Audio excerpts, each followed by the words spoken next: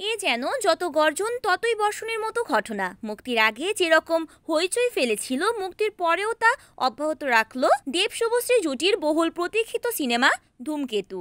প্রায় 10 বছরের অপেক্ষার পর গত 14ই আগস্ট প্রেক্ষাগৃহে আসে ছবিটি। দর্শকদের মধ্যে ছবিটি নিয়ে উন্মাদনা চোখে পড়ার মতো। প্রথম দিনেই সিনেমাটি বক্স অফিসে বাজিমাত করে 2,10,00,000 টাকা আয় করেছে। সিনেমাটি মুক্তির পর থেকেই দর্শক মহলে ছবিটি নিয়ে ব্যাপক আলোচনা শুরু হয়েছে। শুভশ্রী দেব দুজনই নিজেদের সোশ্যাল মিডিয়া অ্যাকাউন্টে এই সাফল্যের খবরটি শেয়ার করেন। শুভশ্রী একটি ছবি পোস্ট করে লিখেছেন, বক্স অফিস শুধু কথা বলছে না, রীতিমতো গর্জন করছে। এই গর্জন উত্তরোত্তর বেড়েই চলেছে। এই মন্তব্যে বোঝা যায় টিম ধূমকেতু দর্শকদের ভালোবাসা পেয়ে কতটা উচ্ছ্বাসিত।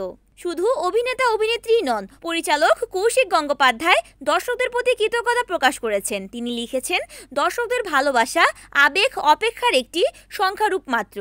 আমাকে সত্যি আনন্দ দিচ্ছে সারা বাংলা জুড়ে আমাদের ছবি নিয়ে এই উন্মাদনা দেখে। 15, 16 এবং 17 আগস্ট টানা 3 দিন ছুটি থাকায় ধূমকেতুর বক্স অফিস কালেকশন আরও কয়েক গুণ বেড়ে যেতে পারে বলে ধারণা করা হচ্ছে। এই লম্বা ছুটির কারণে দর্শকদের প্রেক্ষাগৃহে ভিড় আরও বাড়বে, যা সিনেমাটির সাফল্যের নতুন মাত্রা যোগ করবে।